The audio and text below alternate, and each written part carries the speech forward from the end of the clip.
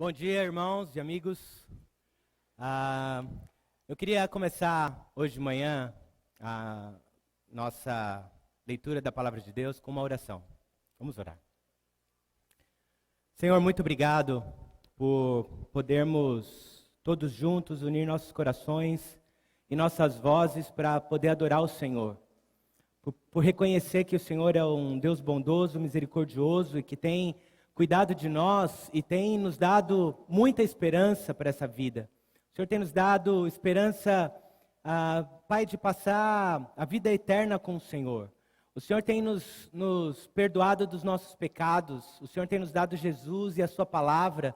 E como se não bastasse, o Senhor também nos dá o seu Espírito. E queremos te reverenciar, queremos te adorar, queremos nos render ao Senhor todos os dias.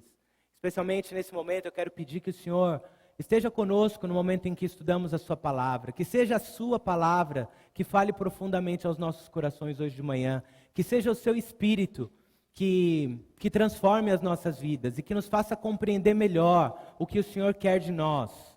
Pai, também que possamos entender o que podemos esperar do Senhor em nossas vidas. Oramos agradecidos em nome de Jesus. Amém. Hoje o nosso tema vai ser expectativas. Um dos caminhos mais eficazes para que a gente possa ter frustração na nossa vida é ter muitas expectativas. Expectativas fazem parte da nossa vida, não é? Em todos os assuntos mais diversos de nossa vida, nós criamos expectativas. Algumas são reais, são comuns. Algumas expectativas, às vezes, nós criamos expectativas irreais. E então, isso é um caminho muito propício a você se frustrar, se entristecer na sua vida. Talvez você tenha chegado aqui e pensado, então hoje vai ser o pregador que eu gosto. Vai ser o Jorge. Sei, talvez você goste mais do Ettore. E aí você pensou, eu tenho uma expectativa para o culto hoje. Aí chega um cara que você não conhece muito bem e talvez sua expectativa tenha sido frustrada. Ou talvez você goste. Alguns podem gostar. Mas há vários exemplos. Às vezes você não gosta muito do seu trabalho e você está procurando um outro trabalho, não é? E aí você encontra um e você cria uma expectativa que ele vai ser bem melhor do que o outro.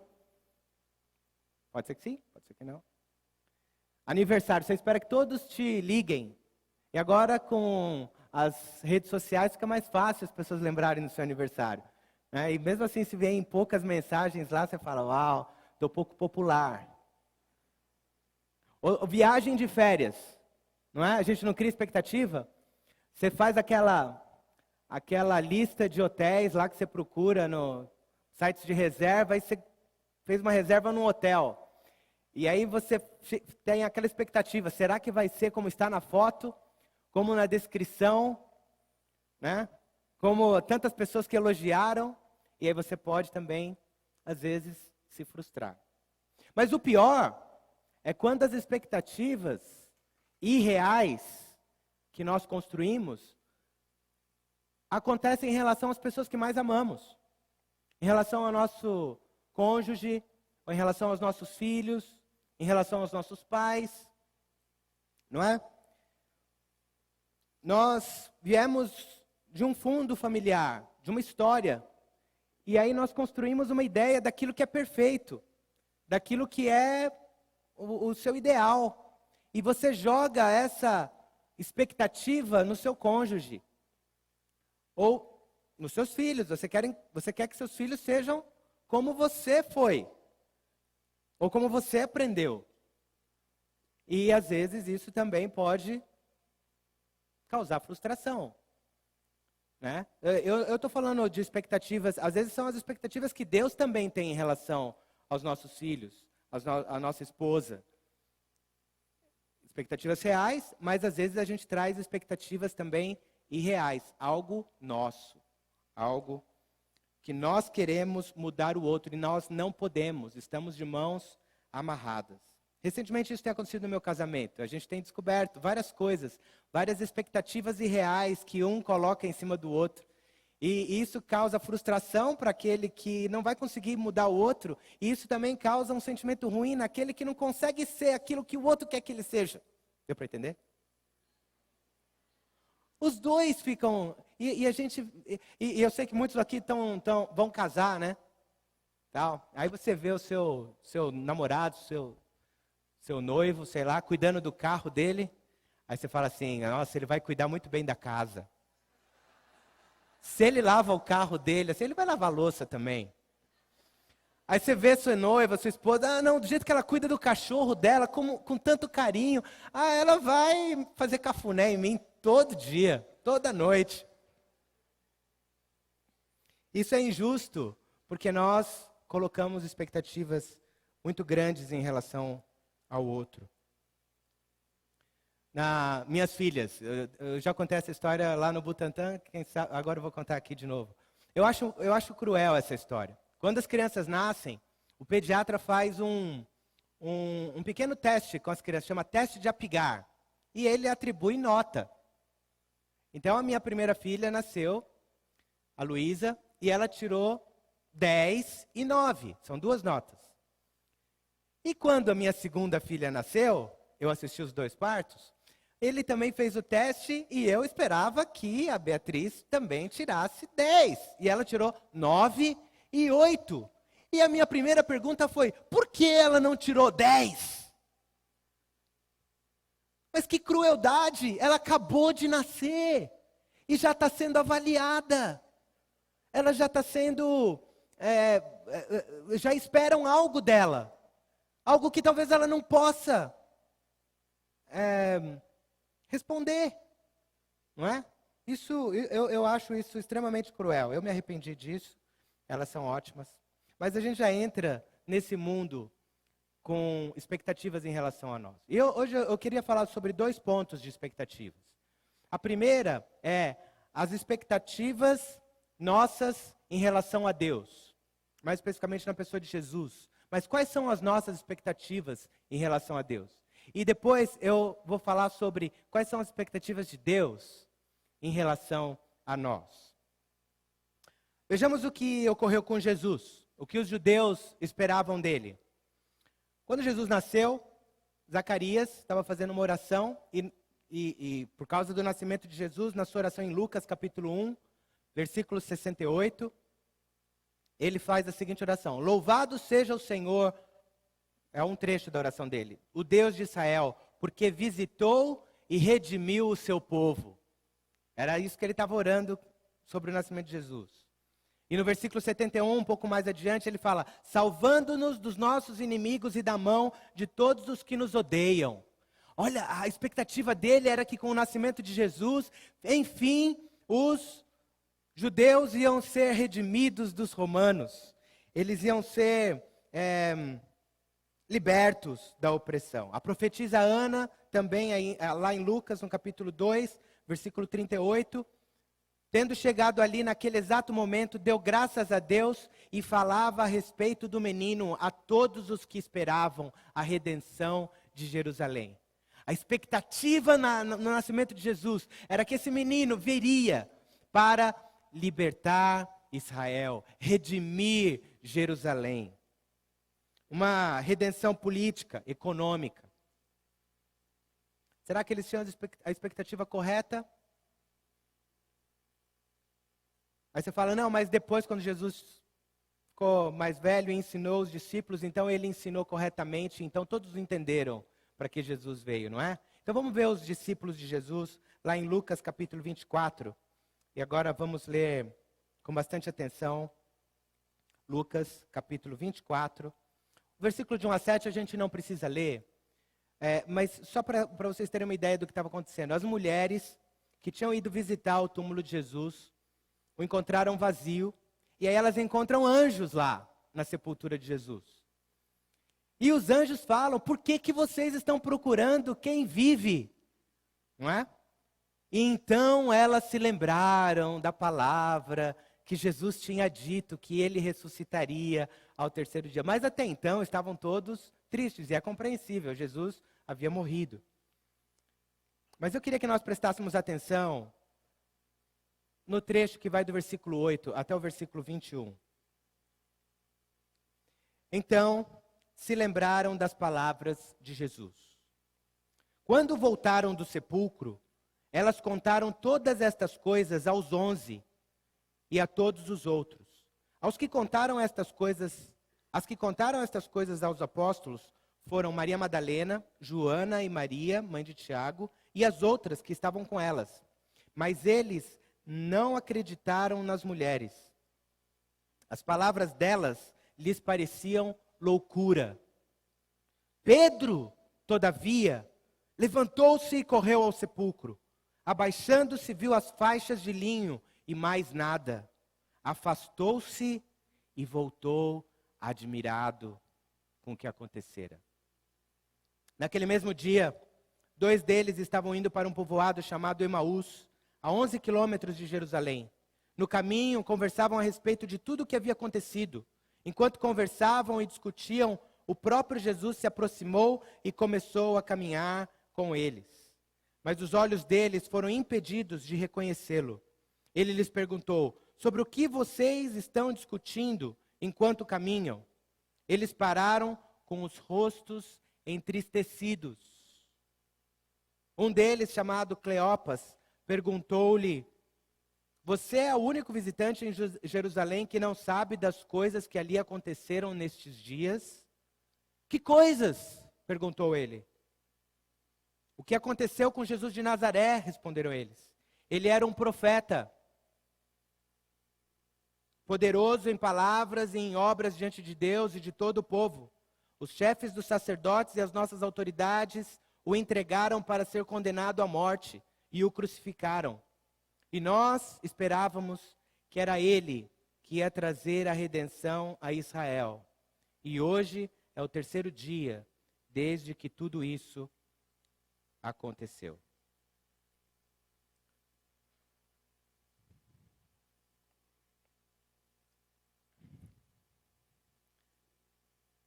Me chama a atenção esse versículo 9, que diz ali que estavam os 11 e todos os discípulos que Jesus tinha feito, todas as pessoas que tinham resolvido seguir Jesus, estavam lá, cheios de expectativas.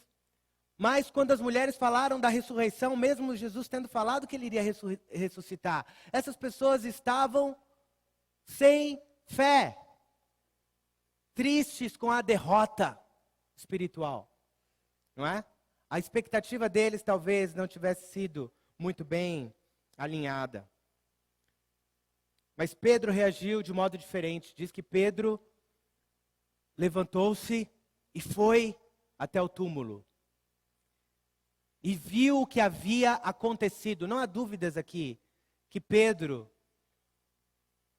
tinha percebido que era a ressurreição. Pedro entendeu. E diz que ele ficou admirado. Em outras traduções fala que ele ficou maravilhado. 2 desses homens resolveram ir embora. Acabou a nossa esperança. Então eles estavam indo embora quando Jesus aparece a eles. E chama a atenção o versículo 17, em que fala que eles estavam com os rostos entristecidos. Dá para entendermos a frustração, não? Eles estavam frustrados, entristecidos. Mas por que eles estavam entristecidos? Jesus tinha ressuscitado.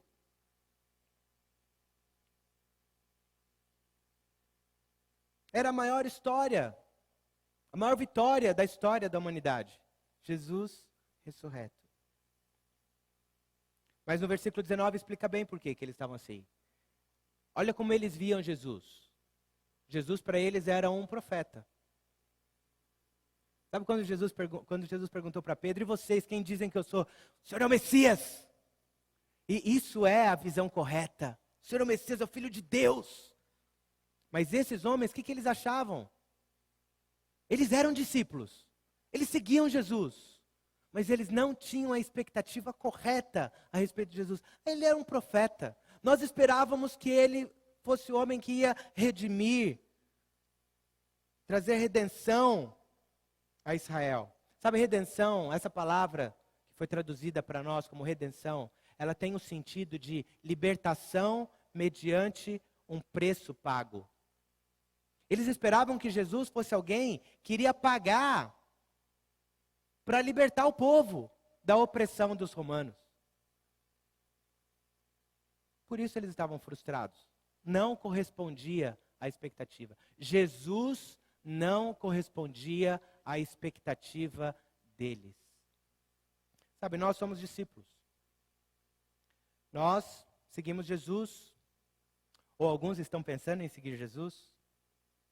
Alguns querem seguir Jesus. Alguns acham que estão seguindo Jesus.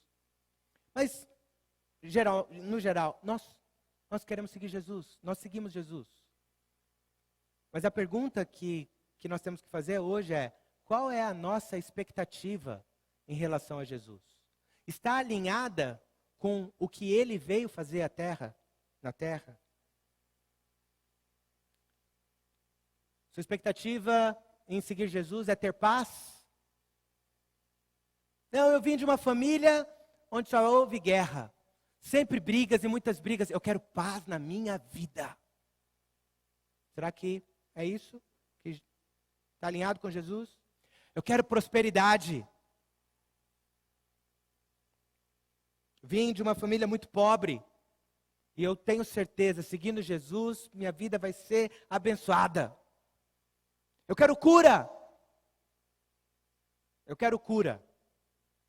Eu estou seguindo Jesus porque nós temos muitas doenças, eu tenho medo das doenças e eu sei que com Jesus eu vou ter cura. Eu quero melhoria de vida, eu quero aprovação. Jesus vai me dar um marido.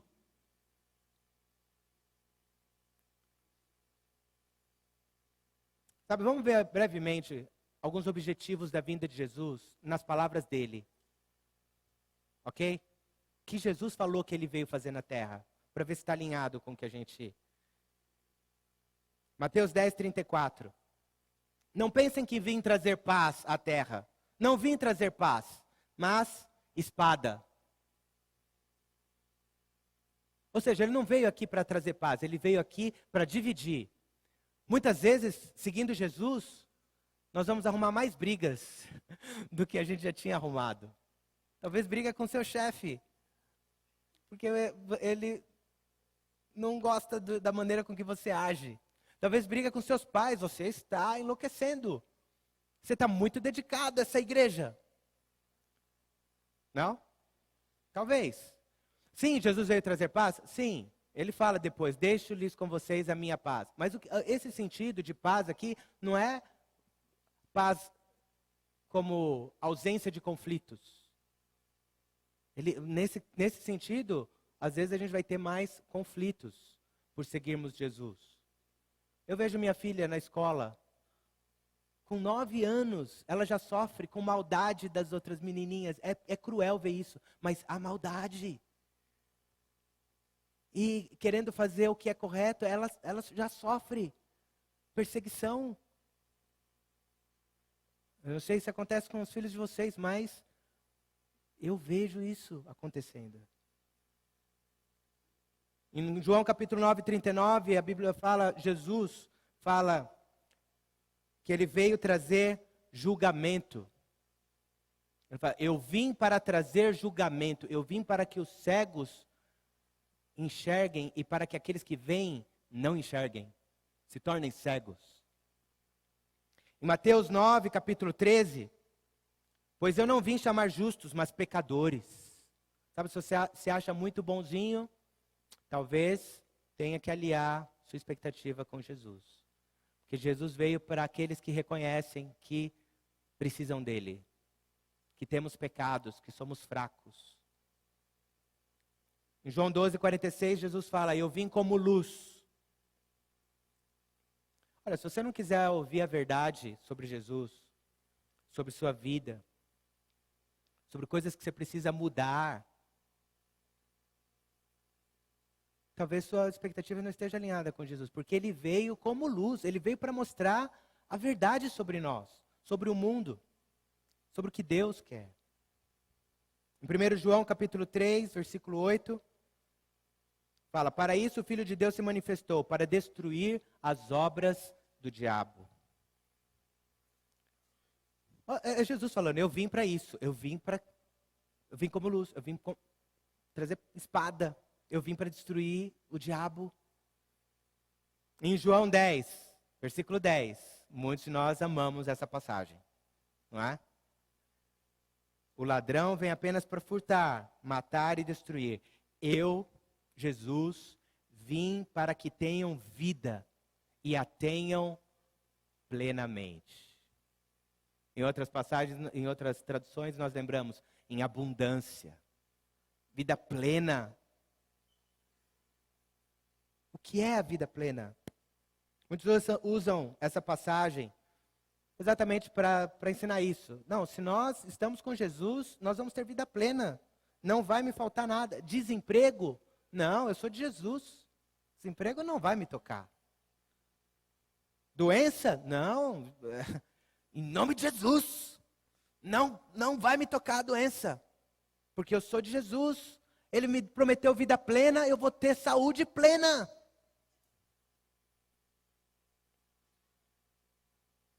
Eu não estou falando que a gente não deve orar e esperar isso até de Deus. Eu acredito até que nós, seguidores de Jesus, temos tido mais saúde. Porque nós seguimos a Ele, fumamos, não bebemos. Isso já nos dá mais saúde, correto? Mas fora isso, eu acredito que Deus tem nos abençoado ricamente. Como o Antônio falou aqui, nós vemos Deus agindo em nossas vidas.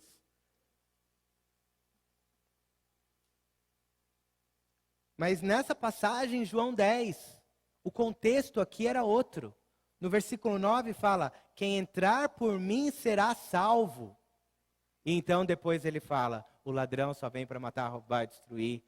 Eu vim para que vocês tenham vida e vida completa. O assunto de João, capítulo 10, é a salvação. Entrar pela porta que é Jesus. A vida plena, abundante que ele está falando aqui, é aquele sentimento maravilhoso de eu fui perdoado. Eu estou cheio de gratidão. Eu estou com Deus. Eu tenho a vitória por meio de Jesus. É o sentimento espiritual do que ele veio nos dar. Sentimento profundo de gratidão, de segurança, de certeza pela salvação da nossa alma. Independentemente se temos dificuldades, doença, falta de dinheiro, problemas. Outra passagem que eu li que eu fiquei pensando, em Mateus capítulo 11, versículo 5. Jesus fala alguma coisa aqui sobre para que ele veio. Em Mateus 11, versículo 5, olha o que a Bíblia fala. Os cegos veem, os mancos andam, os leprosos são purificados, os surdos ouvem, os mortos são ressuscitados e as boas novas são pregadas aos pobres. Ele falou isso quando os discípulos de João Batista tinham vindo perguntar para ele, é mesmo o Senhor o Messias que deveria vir? Ele falou, então vá lá e responda o que vocês estão vendo. Os cegos vêm, os mancos andam. O que um cego precisa? Enxergar. O milagre para ele é voltar a enxergar. Ele precisa de visão, não é? Então, os cegos que precisam enxergar, os estão vendo. Os mancos, olha só o que está acontecendo com eles. Eles estão andando. Os leprosos, eles foram purificados. Os surdos, olha, eles estão ouvindo. Os mortos ressuscitaram. E os pobres ficaram ricos. Ops, não foi isso? Eu pensei que era tudo o que a pessoa precisava, não é? Vocês estão entendendo? Jesus falou, mas os pobres, ele não falou que eles vão ficar ricos. Vão receber as boas novas. Vocês estão entendendo? A expectativa é outra. Sim, alguns vão mudar o degrau social. Existe isso quando nós estudamos. Pessoas mudam de classes sociais. Às vezes é um pouco difícil, mas nunca vai deixar de haver a pobreza, a dificuldade financeira, irmãos. E eu não estou falando que nós não devemos buscar em Deus uma melhor...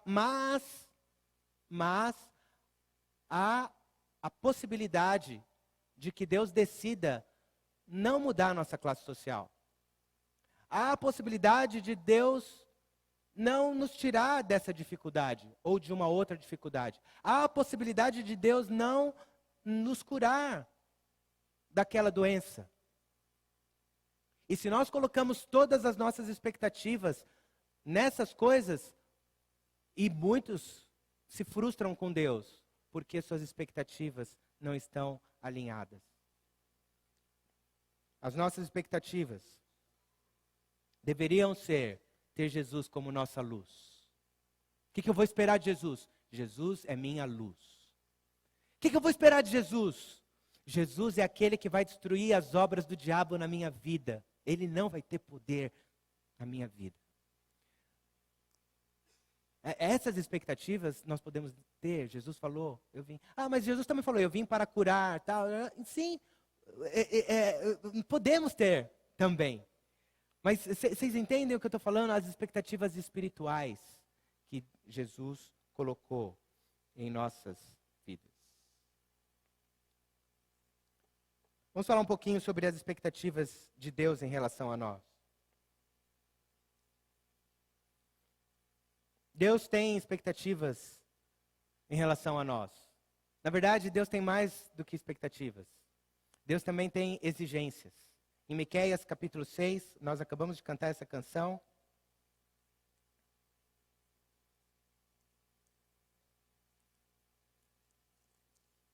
Miqueias 6, versículo 8. Ele mostrou a você, ó homem, o que é bom e o que o Senhor exige. Pratique a justiça, ame a fidelidade e ande humildemente com o seu Deus. Nossa, Deus exige isso? Que façamos o que é direito, sejamos justos, que amemos, que andemos em humilde obediência a Deus. Olha, só esses 3 pontos já não é desafio para a vida toda, para nós? Deus espera isso de nós. Isso sem falar em passagens como, sejam santos porque eu sou santo. O Heitor gosta de usar essa passagem para falar para a gente que a gente precisa torcer para os santos. Isso é uma expectativa, vamos dizer assim, impossível de acontecer. Completamente irreal, não é? Porque jamais. Agora, na verdade, não foi para isso que a Bíblia escreveu isso, sejam santos. É para sermos santos. Olha, isso é uma expectativa real de Deus em relação a nós. Ele tem essa expectativa que sejamos santos. Quer ver outra difícil? Maridos, amem suas mulheres assim como Cristo amou a igreja e deu a sua vida por ela. Você acha isso um pouquinho difícil ou não? Deu a vida por ela. A parte das mulheres eu não vou falar, tá bom?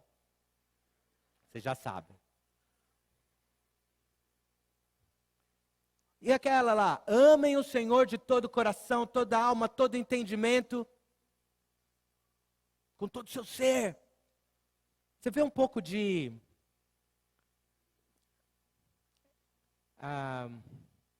com todo o coração, imagina isso, é intensidade.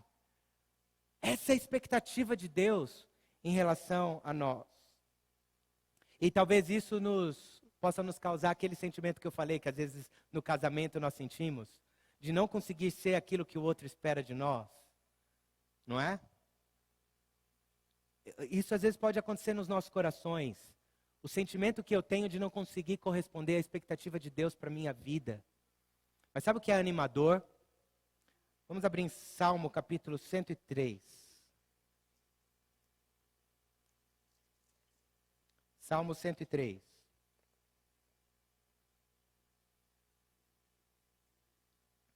Vamos ler a partir do versículo 8. O Senhor é compassivo e misericordioso, muito paciente e cheio de amor. Não acusa sem cessar, nem fica ressentido para sempre. Não nos trata conforme os nossos pecados, nem nos retribui conforme as nossas iniquidades. Pois como os céus se elevam acima da terra, assim é grande o seu amor para com os que o temem. E como o Oriente está longe do Ocidente, assim ele afasta para longe de nós as nossas transgressões. Como um pai tem compaixão de seus filhos, assim o Senhor tem compaixão dos que o temem, pois ele sabe do que somos formados. Lembra-se de que somos pó. Eu tenho uma notícia para nós. Eu creio, de todo o meu coração, que Deus não se frustra conosco. Sabe por quê? Porque Ele sabe das nossas fraquezas. Deus sabe que somos pó. Deus também é onisciente. Ele já sabe do que vamos fazer. Ele já sabe os nossos momentos de fraqueza. Mas mesmo assim, Ele espera de nós nosso crescimento espiritual. Ele espera de nós todas essas coisas. Porque Ele acredita. Porque Ele nos dá forças. Porque Ele não desiste. Deus, a Bíblia fala aqui nessa passagem, é bondoso. É misericordioso.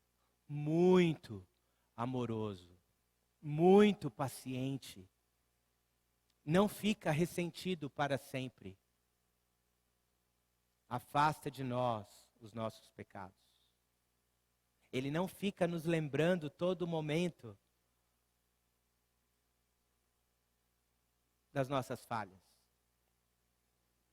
Ele não nos castiga como merecemos. E se fôssemos castigados pelo que fazemos, talvez mereceríamos castigo 24 horas por dia.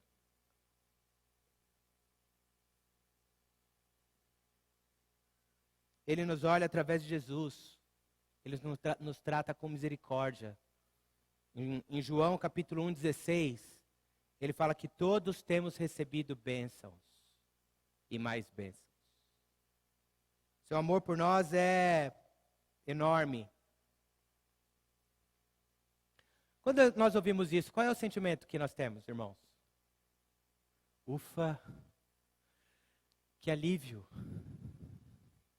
Deus tem expectativas em relação a mim, mas Ele não me culpa.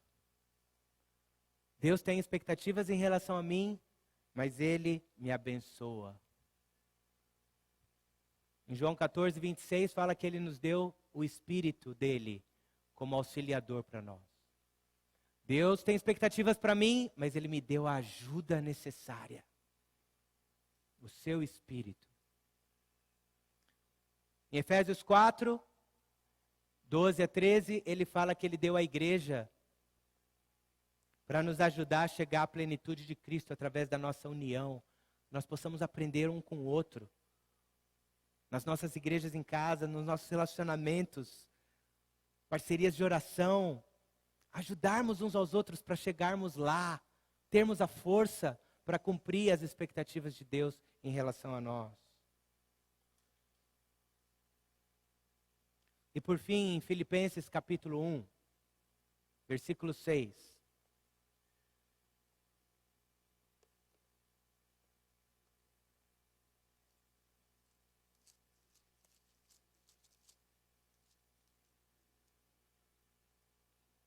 Estou convencido de que aquele que começou boa obra em vocês vai completá-la até o dia de Cristo Jesus. Deus é um Deus que quer completar a obra em nós. Ele sabe que nós somos pó. Ele sabe que nós somos fracos. Mas Ele cria as expectativas em relação a nós e faz a obra. Ele nos capacita. Ele nos dá tudo o que nós precisamos. E quando nós não conseguimos, Ele afasta os pecados.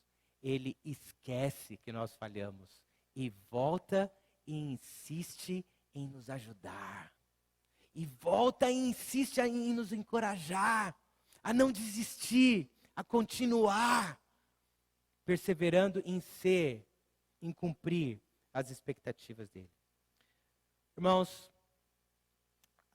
que possamos refletir sobre o que nós esperamos de Deus, esperamos em Jesus.